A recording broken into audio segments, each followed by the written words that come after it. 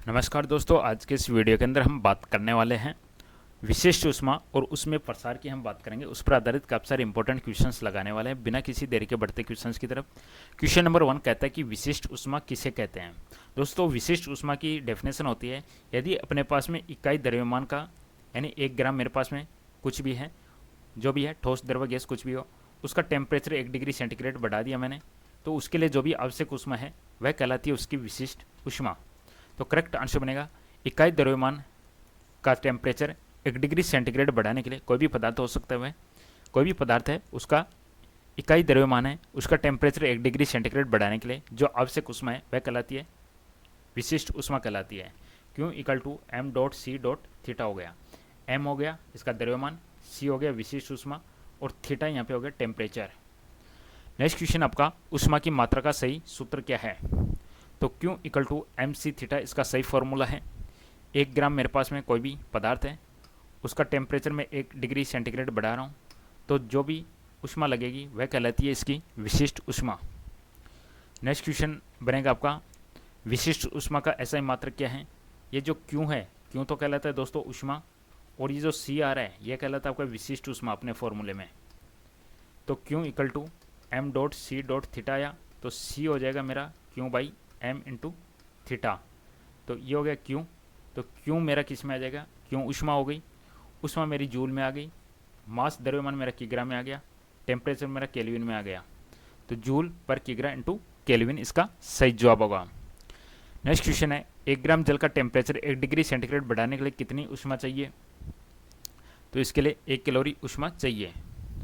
1 ग्राम जल का temperature 1 degree centigrade बढ़ाने के लिए ऊष्मा 1 कैलोरी चाहिए। कांस्टेंट आयतन है, उस पर किसी गैस की विशिष्ट ऊष्मा को किससे प्रदर्शित किया जाता है। गैस की विशिष्ट ऊष्मा डबल नेचर की होती है, दोहरी प्रकृति की होती है। तो एक में इसका आयतन फिक्स होता है और एक में इसका दाब या प्रेशर फिक्स होता है। तो आयतन के ऊपर ऊष्मा हो जाती है इसकी सीवी, नियत आयतन पर इसकी विशिष्ट ऊष्मा हो जाती है सीवी। अगर प्रेशर फिक्स है, तो प्रेशर फिक्स है तो गैस की विशिष्ट ऊष्मा है वह हो जाती है सीपी। अब गैसों के लिए सीपी और सीवी में क्या संबंध है। गैसों के लिए सीपी और सीवी में क्या संबंध है। गैसेज के लिए, गैसेज के लिए हमेशा सीपी ग्रेटर देन सीवी होता है, सीपी ग्रेटर देन सीवी होता है गैसेज के लिए। मेयर का सूत्र किसका संबंध सही है, एग्जाम में क्वेश्चन आ सकता है। तो मेयर का होता है CP minus CV equal to R. दोस्तों ये कहलाता है Mayer formula, CP minus CV equal to R होता है। सही जवाब बनेगा ऑप्शन नंबर ए। ऊष्मा देने पर सामान्यतः पदार्थ में क्या होता है, सामान्यतः क्या होता है, आयतन बढ़ता है। नॉर्मली आयतन बढ़ता है, लेकिन इसके कुछ अपवाद भी है, वो मैं आपको बताऊंगा इस वीडियो में। आयतन इसका बढ़ता है, ऊष्मा देने पर सामान्यतः पदार्थों में आयतन बढ़ता है। पदार्थ का जो ऊष्मीय प्रसार है मुख्यतः किस कारण होता है। ऊष्मीय प्रसार क्यों होगा, क्योंकि गर्म करेंगे तो अणुओं के बीच दूरी बढ़ेगी, गर्म करेंगे तो अणुओं के बीच दूरी बढ़ेगी। दोस्तों अगर समान ऊष्मा दे दी हमने, ठोस में, द्रव में और गैस में समान ऊष्मा दे दी, तो सबसे ज़्यादा प्रसार किस में होगा। ऑब्वियसली गैस के अंदर सबसे ज़्यादा होता है, गैस के अंदर सबसे ज़्यादा होता है, ठोस में सबसे कम प्रसार होता है। दोस्तों समान ऊष्मा देने पर सबसे कम प्रसार किस में होता है। दोस्तों सबसे कम प्रसार हमको ठोस में देखने को मिलेगा, सॉलिड्स में। क्वेश्चन है 0 degree, very very important question है एग्जाम का। 0 डिग्री से 4 डिग्री सेंटीग्रेड के बीच जल को गर्म करने पर क्या होता है। 0 डिग्री सेंटीग्रेड 4 डिग्री सेंटीग्रेड पे इसका इधर टेम्परेचर है और इधर मेरा आयतन है, ये आयतन की स्केल है। तो इस तरीके से इसका ग्राफ बनता है। तो 4 पे मिनिमम होता है, तो 0 से 4 पे घटेगा। आंसर बनेगा ऑप्शन नंबर बी, आयतन घटता है। वेरी इंपॉर्टेंट क्वेश्चन है एग्जाम का। नेक्स्ट क्वेश्चन है, जल का आयतन 4 डिग्री सेंटीग्रेड के बाद गर्म करने पे क्या होता है। 0 से 4 के बाद में क्या होता है, ये स्केल इस तरीके से आएगी, 4 पे सबसे कम होगा और बाद में बढ़ जाएगा। तो 4 के बाद में 4 डिग्री सेंटीग्रेड के बाद में इसका ये आयतन बढ़ने लग जाता है। ऑप्शन नंबर बी, आयतन बढ़ेगा। इसके जस्ट अपोजिट यदि आपसे इसी में पूछ ले डेंसिटी घनत्व, तो घनत्व का इस तरीके से ग्राफ बनता है इसका, ये घनत्व का होता है। तो ये 4 डिग्री सेंटीग्रेड पे घनत्व क्या होगा, मैक्सिमम हो जाता है। ये किसका ग्राफ है, ये घनत्व का है। और ये जो रेड वाला किसका है, रेड वाला है आयतन का। तो आंसर ध्यान से दीजिएगा। जल का घनत्व है, देखिएगा घनत्व आ गया। घनत्व अधिकतम किस टेम्परेचर पे होता है? तो 4 पे घनत्व अधिकतम होता है दोस्तों। क्वेश्चन नेक्स्ट है, जल के 0 से 4 तक के व्यवहार को क्या कहते हैं? देखिएगा नॉर्मली क्या होता है, टेम्परेचर बढ़ाने पर आयतन बढ़ता है, लेकिन जल का थोड़ा अपोजिट है, इसलिए जल का थोड़ा सा इसको हम बोलेंगे असामान्य प्रसार, हम इसको बोलने वाले हैं। रेखीय प्रसार गुणांक किससे संबंधित है? Linear expansion. तो लीनियर एक्सपेंशन है, मेरे पास में कोई लंबाई का एल का टुकड़ा है, इसको मैंने गर्म करने पे ये एल में थोड़ी सी वृद्धि हो जाती है लंबाई में, तो ये अल्फा कहलाता है मेरा। Del L by L into del theta मैंने टेम्परेचर दिया, तो ये कहलाता है मेरा लंबाई में परिवर्तन। इसको कहते हैं रेखीय प्रसार गुणांक। रेखीय प्रसार गुणांक को फॉर्मूला क्या होगा? अल्फा इक्वल टू लंबाई में वृद्धि अपॉन में मूल लंबाई इंटू जो मैंने टेम्परेचर दिया del theta.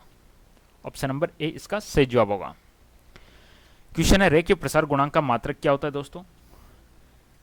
Del L by L into del into theta. लंबाई का मात्रक कैंसिल आउट हो जाएगा, ओनली थीटा का बचेगा, यानी 1 अपॉन टेम्परेचर। टेम्परेचर हो गया डिग्री सेंटीग्रेड में, तो इसका मात्रक हो जाएगा पर डिग्री सेंटीग्रेड।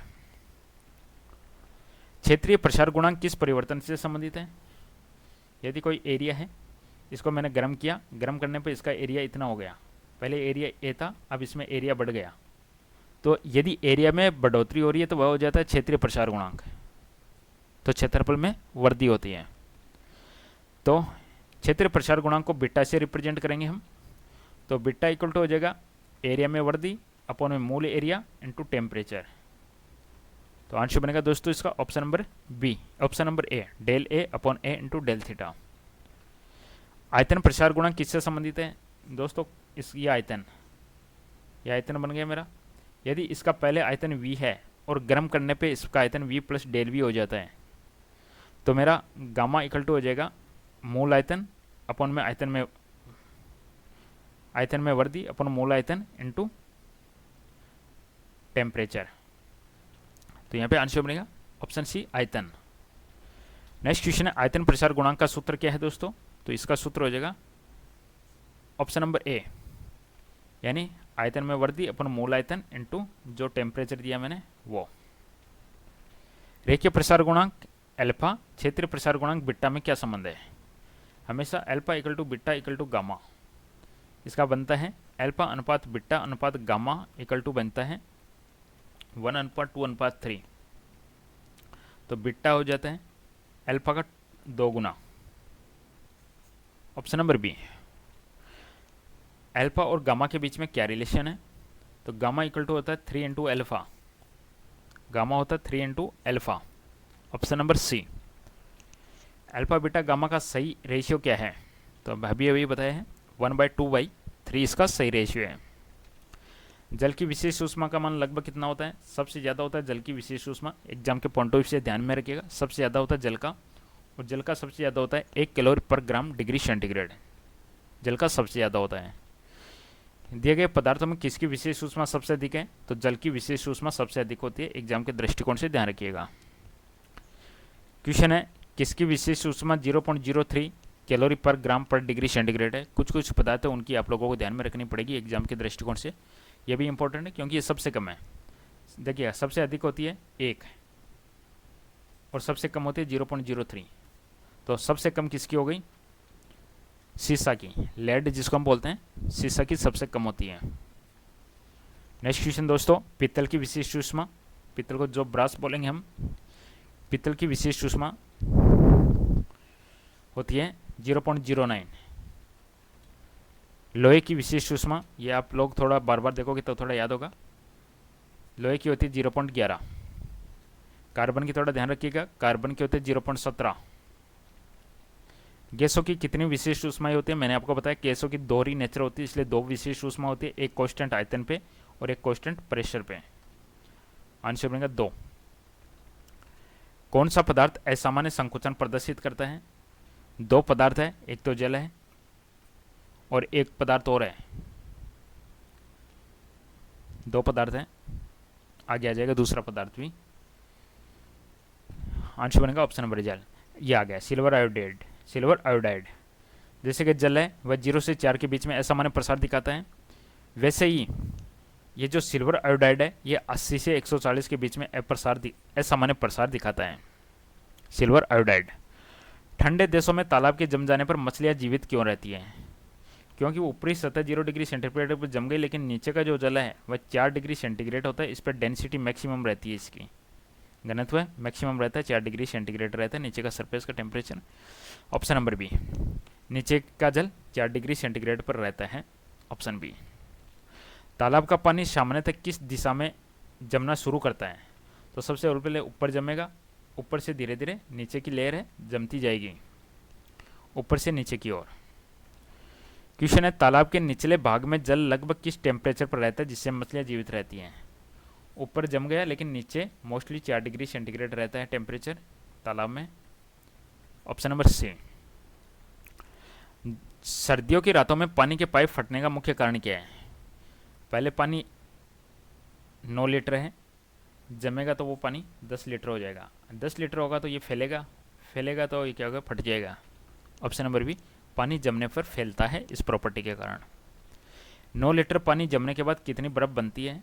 तो 9 लीटर जमेगा तो वह 10 लीटर हो जाएगा। Option number C. पानी के जमने पर पाइप में दबाव क्यों बढ़ता है? दबाव इसलिए बढ़ता है क्योंकि पानी का आयतन बढ़ जाता है। नेक्स्ट क्वेश्चन है कौन सा प्रसार गुणांक लंबाई के परिवर्तन को दर्शाता है? लंबाई के परिवर्तन को दर्शाएगा अल्फा। Option number alpha. क्षेत्रफल के परिवर्तन को दर्शाएगा बीटा। ऑप्शन नंबर बी, क्षेत्रफल के परिवर्तन को बीटा। और आयतन गुणांक gamma. Option number C. Gas की नियत आयतन पर विशिष्ट ऊष्मा का अर्थ क्या है? नियत आयतन है, इसका मतलब कांस्टेंट आयतन पर 1 ग्राम गैस का टेम्परेचर 1 डिग्री सेंटीग्रेड बढ़ाने के लिए आवश्यक ऊष्मा।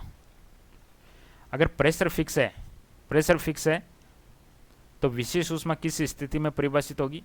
तो आंसर बनेगा प्रेशर फिक्स है, प्रेशर इज कांस्टेंट। किसका मात्रक गैसों की विशेष ऊष्मा के लिए दिया जाता है? गैसों की विशेष ऊष्मा के लिए हम क्या देंगे? गैसों की विशेष ऊष्मा के लिए मात्रक हो जाएगा कैलोरी पर ग्राम डिग्री सेंटीग्रेड। कैलोरी पर ग्राम इंटू डिग्री सेंटीग्रेड। गैसों की विशेष ऊष्मा को किस अन्य मात्रक में व्यक्त किया जा सकता है? दूसरा मात्रक इसका जूल पर मोल पर डिग्री सेंटीग्रेड। नेक्स्ट क्वेश्चन है जल के असामान्य प्रसार का एक प्रमुख परिणाम क्या है? ठंडे देशों में तालाबों में मछलियों का जीवित रहना। और लास्ट का क्वेश्चन अपना रहेगा कौन सा कथन यहाँ पे सही है? तो जल का घनत्व 4 डिग्री सेंटीग्रेड पर अधिकतम होता है और आयतन इसका न्यूनतम होता है। इस टेम्परेचर पे आयतन न्यूनतम होता है। दोस्तों पसंद आया लाइक कीजिएगा, चैनल को सब्सक्राइब कीजिएगा, दोस्तों घंटे के निशान को दबा लीजिएगा ताकि इसी प्रकार की वीडियोज़ आपको मिलते रहेंगे। बहुत बहुत धन्यवाद, थैंक यू।